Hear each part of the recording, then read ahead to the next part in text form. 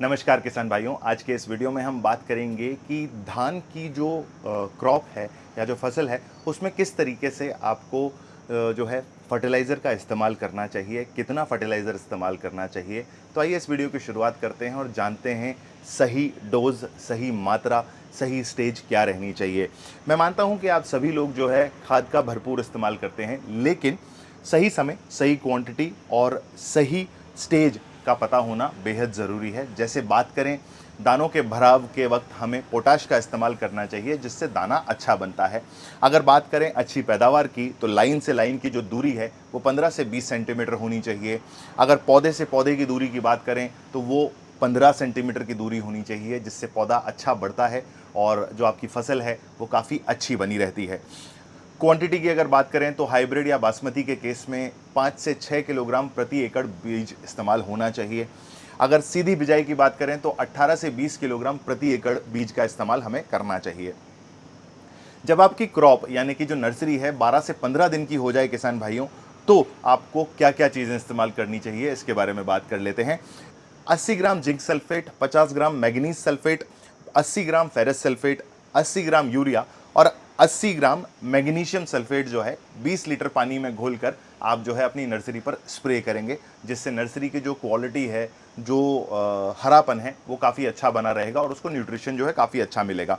अब बात कर लेते हैं पहली, दूसरी व तीसरी खाद के बारे में कि कितनी मात्रा में कब कब कौन कौन सी खाद हमें देनी है।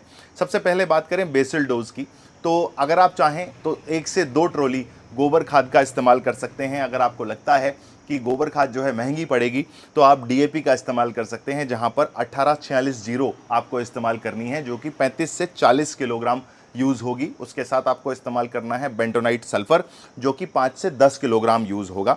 अगर आपके पास डीएपी मौजूद नहीं है या डीएपी पर्याप्त मात्रा में नहीं है, तो आप एसएसपी का भी इस्तेमाल कर सकते हैं, लेकिन एसएसपी जो है डीएपी के कंपैरिजन में डबल यूज़ होगी। जैसे कि आप एक बैग डीएपी का इस्तेमाल कर रहे हैं, तो आपको 2 बैग एसएसपी का इस्तेमाल करना पड़ेगा।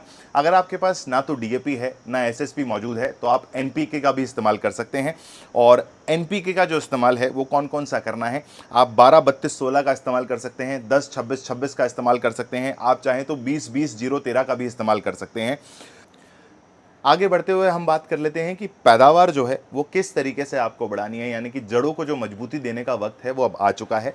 15 से 18 दिन के बीच आपको पहली खाद का इस्तेमाल करना है, जिसमें आपको 35 किलोग्राम यूरिया यूज़ करना है, दानेदार इंसेक्टिसाइड यूज़ करना है जो कि 3 किलोग्राम रहेगा, और बायोस्टिमुलेंट का यूज़ करना है, जिसके अंदर आपको ह्यूमिक एसिड मिलेगा, माइक्रोराइजा मिलेगा, सीवीड मिलेगा, अमीनो एसिड मिलेगा और विटामिन मिलेगा, जो आपकी फसल को और उसकी जड़ों को काफ़ी अच्छी मजबूती प्रदान करेगा। आगे बढ़ते हुए दूसरी खाद का जो इस्तेमाल है या दूसरी खाद को हमें कब यूज़ करना है उसके बारे में बात कर लेते हैं। तो 30 दिन की आपकी फसल आज हो चुकी है, और प्लांटेशन या फिर पौधे की रोपाई से हम ये जो है 30 दिन गिनते हैं, तो उसमें आपको 40 किलोग्राम यूरिया यूज़ करना है। ह्यूमिक एसिड की अगर हम बात करें तो 1 किलोग्राम ह्यूमिक एसिड यूज़ करना है, और जिंक सल्फेट 33% जो है वो आपको 4 से 5 किलोग्राम यूज़ करना है।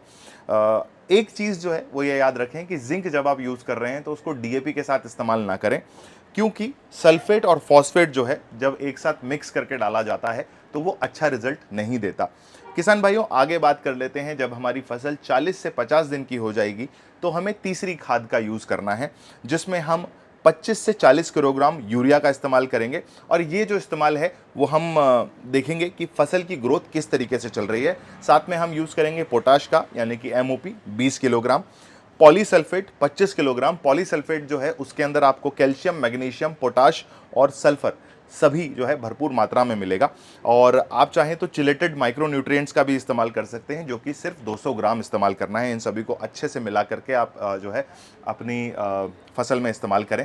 किसान भाइयों, एक खास बात जो है वो याद रखें कि टिलर अगर जो है अच्छे से नहीं दिख रहे हैं या पीलापन आपको आपकी फसल में नज़र आ रहा है, तो पहली या दूसरी खाद के साथ जो है आप सरसों की खली का इस्तेमाल करें। सरसों की खली जो है आपके पौधे को, आपकी फसल को जो है हरापन देगी और काफ़ी अच्छा न्यूट्रिशन प्रोवाइड करती है, लेकिन इसकी जो मात्रा है वो 10 से 12 किलोग्राम के आसपास ही आपको इस्तेमाल करनी है। सरसों की खली का जो है पानी में आप घोल बना लीजिए और फिर उस घोल को जो है आप अपनी फसल में इस्तेमाल कर सकते हैं। किसान भाइयों, आगे आने वाले वीडियोस में हम बात करेंगे कि किस तरीके से आपको जो है खरपतवार नाशक का इस्तेमाल करना है, कौन कौन से खरपतवार नाशक इस्तेमाल करने हैं, इन सभी जानकारी के बारे में हम आगे अगले वीडियोस में बात करेंगे। अगर ये वीडियो आप लोगों को पसंद आया हो तो फटाफट से इस वीडियो को लाइक कर दीजिए, अपने बाकी किसान भाइयों तक भी शेयर कर लीजिए, और साथ ही साथ आप जो है अगर चैनल पर नए हैं, पहली बार आए हैं, तो फटाफट से चैनल को सब्सक्राइब कर लीजिए, क्योंकि ऐसे वीडियोज़ हम आप लोगों के लिए रेगुलरली लाते रहेंगे।